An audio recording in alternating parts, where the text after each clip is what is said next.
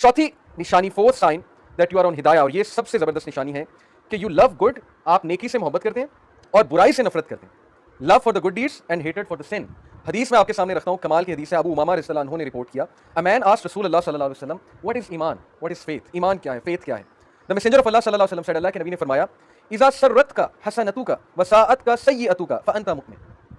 If you are happy with your good deeds, अगर नेकी तुझे खुश करती है और गुनाह तुझे सैड करता है, गम ज़दा करता है, तो तू मोमिन है।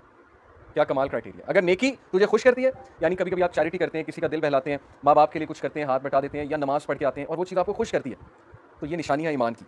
और गुनाह से आपका दिल दुखता है, जैसे वो दुआ है ना कि गुनाह को मेरे लिए कराहत अंगेज बना दे, तो गुनाहों से कराहत शो करना, गुनाह करके सैड हो जाना, गमज़दा हो जाना, ये हिदायत की निशानी, ये मोमिन की निशानी कि आपके अंदर ईमान बाकी है।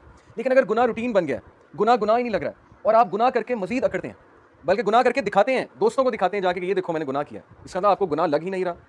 इसीलिए मैं अक्सर यूथ को एडवाइस करता हूँ कि भाई एक चीज़ है अकेले में बैठ के कुछ करना, एक है कि फेसबुक पे चढ़ा दिया, टाइमलाइन पे लगा दिया जी कि मैं ये गाना सुन रहा हूँ, मैं ये कर रहा हूँ, तो आप भी करें, तो वो आपके लिए नेगेटिव सदका जारी आपने क्रिएट कर दिया, जो वो देखेगा गुनाह आपको। इसलिए बी वेरी केयरफुल। अक्सर हम वो पेजेस लाइक कर लेते हैं, वो चीज़ें शेयर करते हैं जिससे कोई और फितने में पड़ जाता है, ये हमारे लिए बहुत खतरनाक चीज़ है। इसलिए बुराई को बुराई समझें, गुनाह को रूटीन ना बनने दें। तो हिदायत वाला वो है जो नेकी करके खुश होता है और गमज़दा उससे गुनाह उसे गमज़दा करता है। The man said, O messenger of Allah, what is sin, ए अल्लाह के नबी गुनाह क्या है। द प्रॉफिट सल्लल्लाहु अलैहि वसल्लम सेड, इज़ा हाका फी नफ्सिका शैउन फदाअहु। गुनाह ये है कि अगर तेरे दिल में कोई चीज़ खटके और तुझे खटकना महसूस हो रहा है तो ये गुनाह है, यानी फॉलो योर कॉन्शियस। अक्सर होता है ना, आपको कुछ कर तो रहे होते हैं, दोस्तों ने प्लान तो बना लिया और रात को इकट्ठे होते हैं, ये करते हैं, लेकिन वो खटक तो रही होती है बात कि यार काम तो गलत है, और ये खटकना हिदायत की निशानी है। जिनको खटकता ही नहीं है तो फिर समझ लें कि वो फिर अल्लाह की नाराज़गी, खटक की नाराज़ समझ ही नहीं आ रही है, गुनाह है। लेकिन हर ग्रुप में ऐसे लोग होते हैं, मैं आपको बताऊं, सूरह कलम में एक वाकया है कि वो चंद एरोगेंट लोग थे जिन्होंने अपनी वो बागात जो है बड़े बनाए हुए थे और बड़ा सजाया हुआ था, उन्हें गरीबों को मिस्किनों को धक्का देते थे, कुछ नहीं खिलाते थे, सूरह कलम का वाकया। तो अल्लाह ताला ने उनके बागात को तबाह किया, लेकिन उनमें से एक जो था वो अक्लमंद था, उसका जिक्र अल्लाह ने स्पेशल किया है, अल्लाह ने उसे पॉइंट आउट किया सूरह कलम में। अल्लाह ने कहा उनमें से एक ऐसा था जो ये सब कुछ समझाता था कि शायद हम गलत करें, हमें मसाकीन को दूर नहीं भगाना चाहिए। तो हर ग्रुप में ऐसा एक बंदा होता है जिसको चीज़ खटक रही होती है, तो आप अपने ग्रुप में वो बंदा बन जाए, बस यही चेन ऑफ गुडनेस है, आपसे चेन ऑफ गुडनेस फैलेगी। तो जो चीज़ आपके दिल में खटके वो गुनाह है, उसको छोड़ दें। दिल घबराने लगे, ठीक है आपने एक चीज़ कर तो लिया लेकिन दिल घबरा रहा है, एक कंपनी ज्वाइन तो कर लिया लेकिन दिल घबरा रहा है, डाउटफुल है, पता नहीं ये चीज़ हराम है, इंश्योरेंस का काम हराम है, हलाल है, सूद तो नहीं इसमें इन्वॉल्व, वगैरह वगैरह बहुत सी चीज़ें हो सकती हैं। जैसे जैसे आप प्रैक्टिकल लाइफ में जाएंगे आपको ये हदीस समझ आ जाएगी खटकना क्या होता है गुनाह के बारे में। तो पांचवीं रीजन कि आप हिदायत पर हैं, और इंशाल्लाह छठी रीजन बता के बात को खत्म करते हैं, taking benefit from opportunities such as religious gatherings and knowledge. ये बहुत ही इंपॉर्टेंट रीजन है, दलील है हिदायत पर होने की, और इसकी दलील की जो है वो वर्ड्स क्या है, इन्नहुम फित्यतुन आमनू बिरब्बिहिम वज़िदनाहुम हुदा।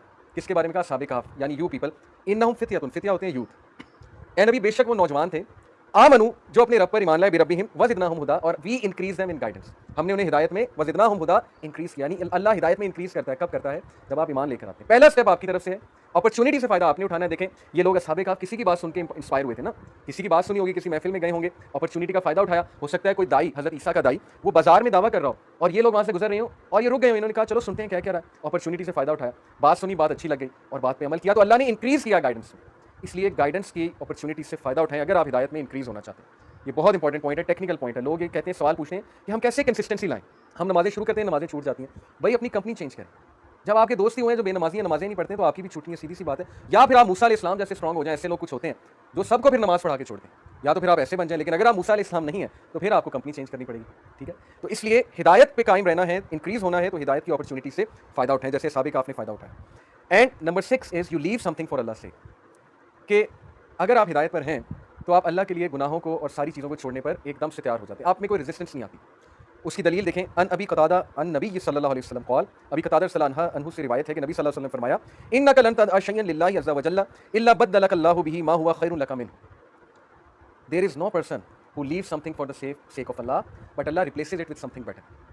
ये प्रॉमिस है, आम बात नहीं है, प्रॉमिस है। और प्रॉमिस किसका है? नबी का। आम आदमी का प्रॉमिस नहीं, मेरा या आपका प्रॉमिस नहीं है, नबी का प्रॉमिस है कि कोई इंसानों में ऐसा नहीं है जो अल्लाह के लिए कोई हराम काम छोड़ेगा और अल्लाह उस चीज़ को बेहतर से रिप्लेस नहीं करेगा, या उसे कोई नुकसान हो गया और वो सब्र करेगा अल्लाह के लिए और अल्लाह उसके सब्र के नतीजे में बेहतर चीज़ उसे अता करेगा। कितने वाक़यात हैं। हज़रत उस्मान गनी की स्टोरी, हिजरा की, अबिसीनिया गए। हज़रत उस्मान गनी, पता है आपको कितनी इनहेरिटेंस मिली थी उन्हें? एक रफ आइडिया, चलें आपका एक क्विज़ लेते हैं। हज़रत उस्मान गनी को कितनी विरासत मिली होगी अपने वालिद से? दिरहम्स में बताएं, अंदाज़ा कितने दिरहम्स मिले होंगे? करोड़, लाख, कितने? 30 लाख, 40 लाख, 50 लाख, 3 करोड़ दिरहम, ये उनकी इनहेरिटेंस थी। 30 मिलियन दिरहम उनको इनहेरिटेंस मिली थी हज़रत उस्मान गनी को।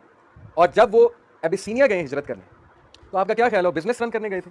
इमेजिन करें एक बंदा अपनी फैक्ट्रियां छोड़कर, तिजारत छोड़कर हिजरत करके हबशा चला जाता है, तो पीछे से बिजनेस चल रहा है कि बंद हो गया, क्या ख्याल है? हालात ही ऐसे बंद हो गया, अभी सीधी सी बात है, ना बिजनेस चल रहा है, तो उनको तो फिक्र ये होनी चाहिए मेरा बिजनेस बंद हो गया, मेरा बिजनेस नहीं चल रहा है, मैंने पैसा इन्वेस्ट किया हुआ था, लेकिन उन्होंने अल्लाह के लिए, रसूल के लिए हिजरत की। And he is one of the 2 people in the world, आपको पता है दुनिया में सिर्फ 2 ऐसे लोग हैं जिन्होंने अपनी फैमिली के साथ हिजरत की है अल्लाह की राह में, एक हज़रत लूत और एक हज़रत उस्मान गनी, बाकी उन्हें अकेले किए। तो यू वॉन्ट बिलीव, मौरखीन लिखते हैं कि उनका माल 10 टाइम्स और बढ़ा, उनका बिजनेस 10 टाइम्स और बढ़ा, फिक्र नहीं करके गए, कोई बात नहीं, अल्लाह रसूल के लिए बिजनेस भी छोड़ना पड़ेगा, कोई बात नहीं, हालांकि वो हराम नहीं था, बस छोड़ना पड़ा हिजरत के लिए। हमारे लिए तो ऐसी सिचुएशन आएगी नहीं ना, पहली बार हमने कौन सा हिजरत करनी, लेकिन वाकया सुनाने का मकसद ये कि उन्होंने अल्लाह रसूल के लिए एक चीज़ को छोड़ा और अल्लाह ने उससे बेहतर दिया। अबिसीनिया में किंग के साथ उनके कॉन्टैक्ट बने, नियत ये नहीं थी कि किंग के साथ कॉन्टैक्ट बनाऊंगा जाके, अबिसीनिया की मार्केट में किंग के साथ कॉन्टैक्ट बने और उनका बिजनेस मजीद फ्लरिश किया, मजीद ग्रो किया। फिर उम्मे सलमा रज़ियल्लाहु अन्हा, पता है आपको उम्मे सलमा का नाम सुना है कभी? उम्महातुल मोमिनीन में से उम्मे सलमा, अबू सलमा जो थे गालिबन अबू सलमा थे, उनकी वाइफ थी, बहुत ज़बरदस्त सहाबी थे, महाजरीन में से हैं ये दोनों, इन दोनों ने अल्लाह की राह में हिजरत की मदीना की तरफ। They both used to love each other a lot, बहुत ज़्यादा मोहब्बत थी आपस में, इनका एक ही बेटा था। जब कुरैश ने देखा ये दोनों हिजरत कर रहे हैं, तो अबू सलमा को कहा कि तू तो निकल यहाँ से, तेरी हमें कोई परवाह नहीं है, लेकिन ये खातून हमारी ख़ानदान वाले आ गए, ये यहीं रहेगी। अब वो खातून ज़ात थी, मजबूर थी, उन्हें वहीं रहना पड़ा। और अबू सलमा फिर गए कि नबी सल्लल्लाहु अलैहि वसल्लम के साथ मैंने जाना, और अल्लाह से दुआ करके गए कि अल्लाह हमें रीयूनाइट करें। और कितने साल वो लोग अलहदा रहे आप सोच नहीं सकते, लेकिन उनमें मोहब्बत बहुत ज़्यादा थी। ये है ट्रू लव स्टोरी जो हमारे यूथ को बतानी चाहिए हमें। उसके बाद उनके वालिद के कबीले के लोग आए, क्योंकि उनमें जाहिलिया अभी तक बाकी थी, कबायली जाहिलियत होती है ना, वो लड़ने आ गए कि ये बेटा हमारा है, ये तुम्हारा नहीं है। औरत के पास बेटा था, उन्होंने कहा ये बेटा हमें दो, हमें इसका बाप नहीं चाहिए, वो तो मुसलमान हो गया चला गया, लेकिन ये बच्चा हमारा है, बच्चा हमें दो। बच्चा छीन कर ले गए, यानी इमेजिन, माँ से बच्चा छीन कर ले गए। लेकिन उसके बाद बहरहाल एक बंदा था उनमें, एक बड़ा था उनके खानदान में, उसने सुलह कराई, बच्चा वापस कराया। उम्मे सलमा भी फिर हिजरत करके वहाँ गई। ग़ज़वा उहद में जो उनके शौहर थे उनकी वफ़ात हो जाती है, वो शहीद हो जाते हैं, और उम्मे सलमा रज़ियल्लाहु अन्हा शैटर होती हैं कि मेरे खामद जिनसे मुझे इतनी मोहब्बत थी वो फौत हो गया, मुझे कौन सहारा देगा, मैं विडो हूँ। तो फिर उस मौके पे उन्होंने एक दुआ की थी, इन्ना लिल्लाहि व इन्ना इलैहि राजिऊन, और उसकी दुआ के आगे के अल्फाज़ हैं कि अल्लाह मुझ पर मुसीबत है, ये इस मुसीबत पे चलने की, इस मुसीबत में सब्र करने की तौफीक दे, मुझे इससे बेहतर दे। और देखिए रसूलुल्लाह उनके हस्बैंड बने, प्रॉफिट सल्लल्लाहु अलैहि वसल्लम, कितना बड़ा ऑनर है कि वो सोच रही कि कौन सहारा देगा, मैं क्या करूँगी, बेवा हूँ, और अल्लाह के नबी ने उनसे शादी कर ली।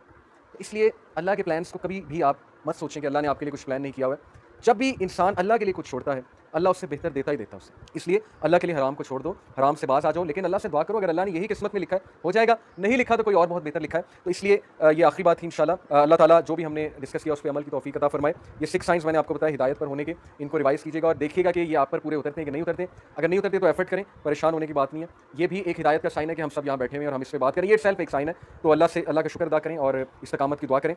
इंशाल्लाह नाउ वी एंड अप, सुब्हानक अल्लाहुम्मा व बिहम्दिका, अशहदु अल्ला इलाहा इल्ला अंता अस्तगफिरुका व अतूबु इलैक। वस्सलामु अलैकुम व रहमतुल्लाहि व बरकातुहू।